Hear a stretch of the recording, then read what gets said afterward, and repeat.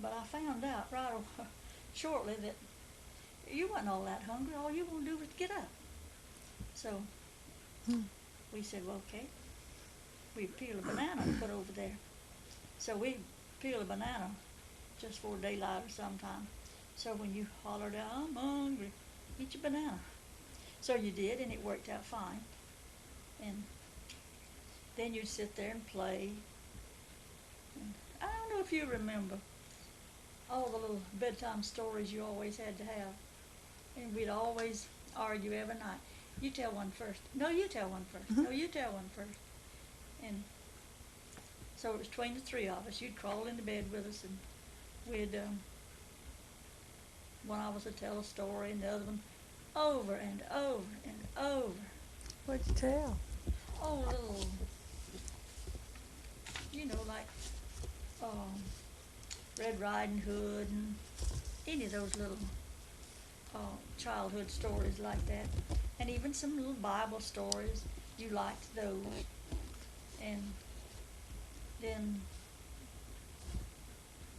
but you usually wound up with one of us telling one first. So How old was I? Oh, you must have been somewhere in the neighborhood of 3, I'm just guessing, but something like that. And you knew all those stories by heart, and we'd tell one and add in something that didn't belong in there, and you'd correct us right away. No, Red Riding Hood did so-and-so, or that wasn't Red Riding Hood that said that. And I remember the pastor's wife, Ms. Anderson, kept you one time while Daddy showed a film, 1 in 20,000, and because I hadn't seen it, she wanted me to see it, and she was going to read to you, and she'd read these Bible stories to you, and she'd say, like, David was thrown in the lion's den, and you'd correct her right. No, it wasn't David, it was so-and-so. And she'd get so tickled because, and then she'd leaf through and you'd look at the pictures and you could tell the story by the picture. And she'd call this man Abraham, and you'd correct, no, that's Moses. And she thought that was really being intelligent. Was this somebody I know? No, she was a distant cousin, but you didn't know her. I don't know if you've ever seen her or not. Well, now, tell me, who is some of our family? You said we're related to the Fletchers and the Swillies? Who are related to Al? I don't know about the Swillies. I don't know if any Swillies that we're related to. I thought there was, well, all right. Well, we called them cousin. The Fletchers are cousins? Yeah, the Fletchers are all cousins. Yeah. Which ones? Well, all of Aunt Remy's children and all of Aunt Jeannie's children. Inez and Montine and Dolly, they were sisters, Aunt Remy's children. And then Aunt Jeannie's, well, she had a lot of them. Freeman, Irene, Jean, Avenel, Dewitt. Okay, and they were cousins on... Joyce, Avenel, Gloria, Hewlin. Now they were cousins on your mother's side? Yeah. And they were double first cousins because their mothers married brothers. Oh, wow. Well, what about on your daddy's side? I don't know any of my people on my daddy's side. Where were they from? Up around Barney and... Is that where the Westbury's were from? Mm-hmm. Oh, I thought they were from Eccles County. No. We lived in Eccles County when he got sick. But we were not... His folks were not from Eccles County.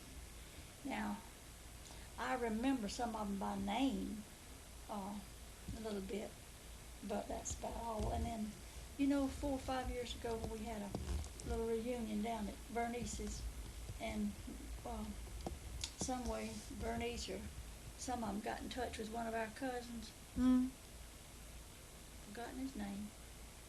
But he and his wife was there, and we met him for the first time in years. Now he was a cousin on your daddy's side? Yeah. Well, now how's Bernice related? Well, Bernice's daddy and my mother were brothers and sisters. Oh. Okay. So that's how So she's your first cousin. Mm-hmm. Does that make her my second cousin? Well, that's the way I always figured it. But now they say with, they don't count it like I do. I don't understand how they read it now, but I say first cousin, second cousin, third cousin, and Yeah. so forth. And to me, that makes her your second cousin. Uh-huh. Then you and Tommy would be third cousins. Mm-hmm. Well, what's a first cousin once removed? That's what I'm talking about. That's the way they say it. First cousin once removed. I don't understand. Yeah, I haven't understood that yet. Oh, well, whatever. I say first cousin, second cousin, third cousins, and so forth Yeah, that makes sense to me. to you. Sounds good to me. Quit counting. So where did Mother meet, your grandmother meet your daddy? I don't know. And she was married before? Yeah, she was married to Jim Corbett. And what happened to him? He got murdered. Oh, he's the one that got murdered. And they had a little boy, and he was Owen, you know. And Mm-hmm. he was, I think, about 6 months old when his daddy got murdered. And then, I don't know how old he was, 2 or 3 or something, when she met and married my daddy. And he was Walton? Mose Walton Westbury. Mose Walton Westbury? And then they had a number of children.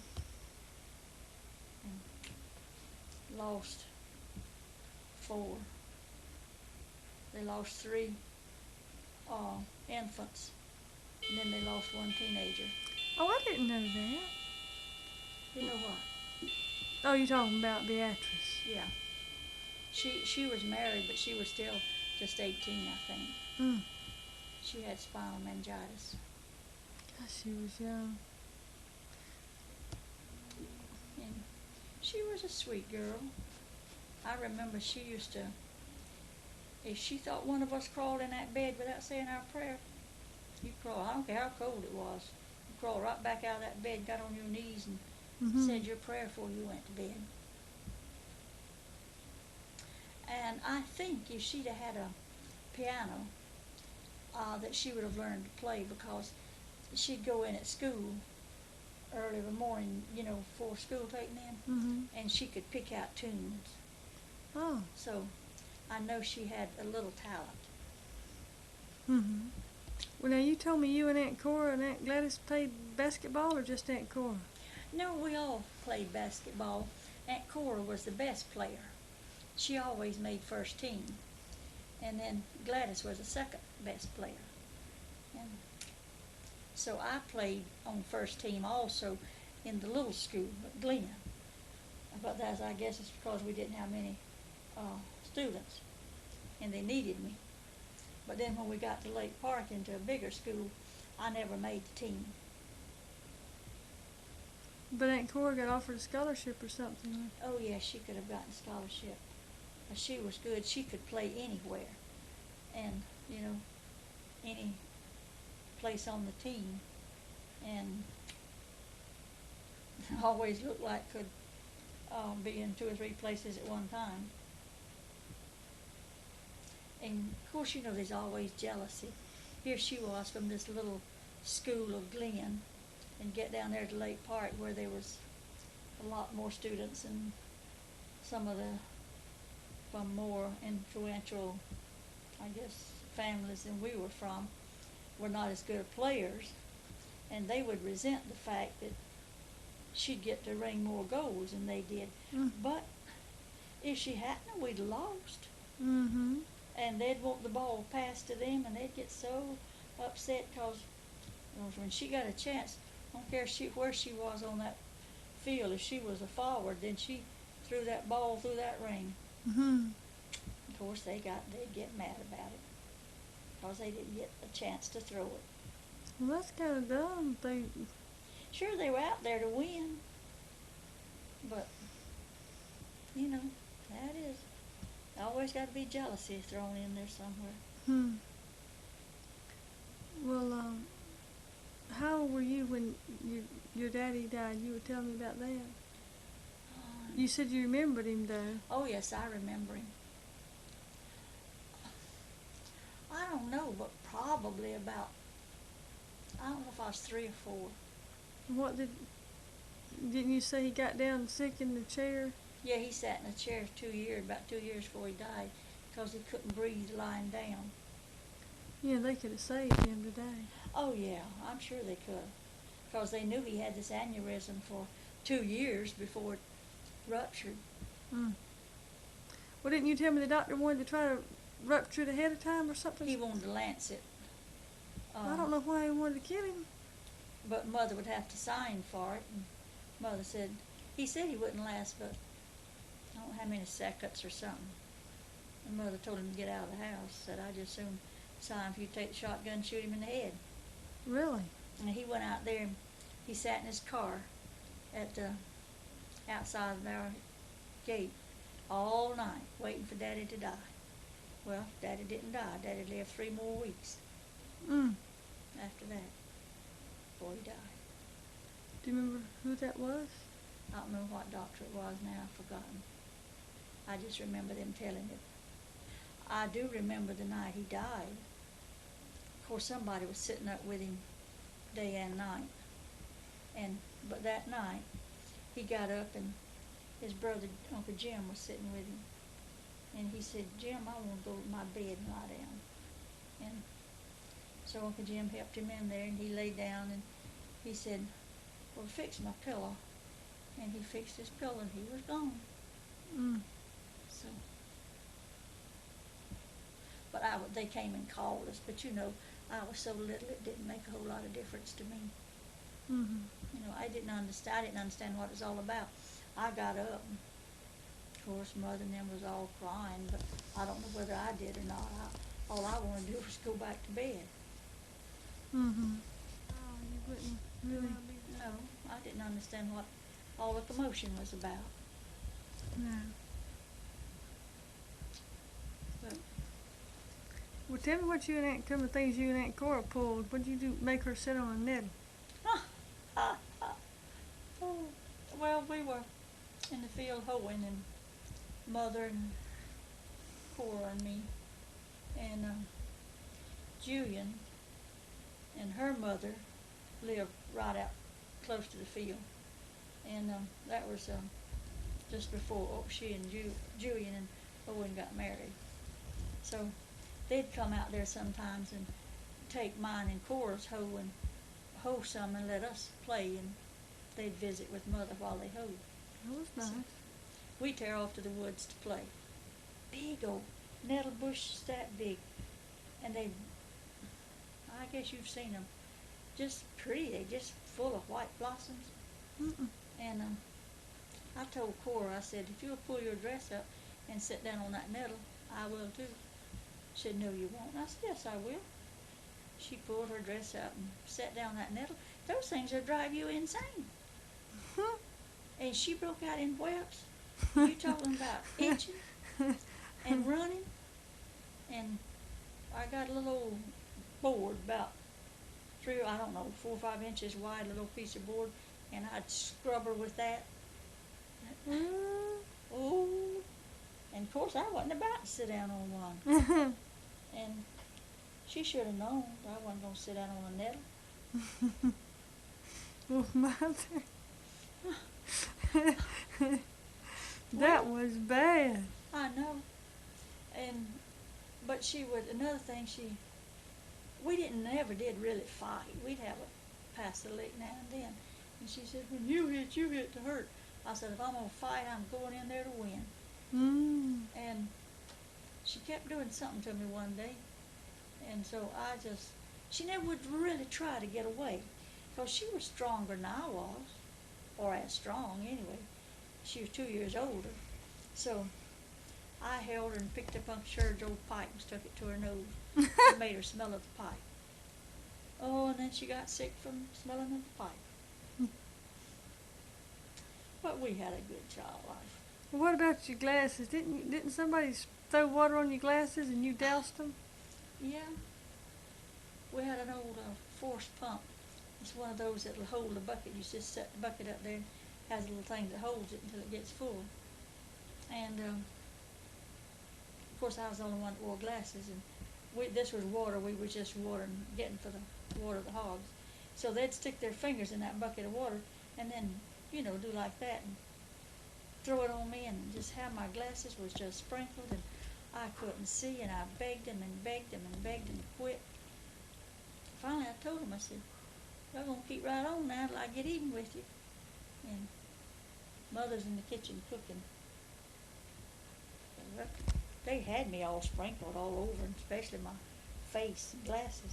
I just waited till I caught them both right together. And I snatched that bucket off, and I just let them both have it. And Mother walked to the door just in time to see that. Well, she wouldn't let me explain what happened, so I was the only one got a whipping for it. Now, who was it that was flicking on you, Aunt Cora and Aunt Gladys? Aunt Cora and Aunt Gladys. And so I always told them I was going to get even with them. But I don't guess I ever got a whipping I didn't deserve. But she could sure lay it on me. Well, tell me about, you said you used to go to the school and hide in the grape arbor so they didn't know you had enough to eat? Didn't have enough to eat? Yeah, we didn't have anything hardly. We had, we had to take to lunch was cold grits. We didn't have anything to put on that. Sometime we'd have a little pickle juice. We'd save the juice out of a jar of pickles and pour a little bit on that. And so we didn't. That went on for I don't know how many years, a few years in school. But we didn't have anything much. But we had Mother a little bit more than Mother and them had, because Mother said they used to leave. They would live close enough to school to walk home for lunch, and so they told the teacher they were supposed to walk home for lunch. They didn't have anything to eat at home, so they'd just go down there, and they were the ones that went down there and hid. Oh, I thought that was you. No, we always had something. It was either a piece of cornbread or just a handful of cold grits. Or didn't you say sometimes just watermelon for supper or something like that? A lot of times we didn't have nothing but watermelon for supper. But we thought that was a treat to get to sit up the tree. Mother would let us sit up the tree, and she'd give us our supper, which was a piece of watermelon, and we'd sit up the China Bear tree and eat our watermelon. Never complained.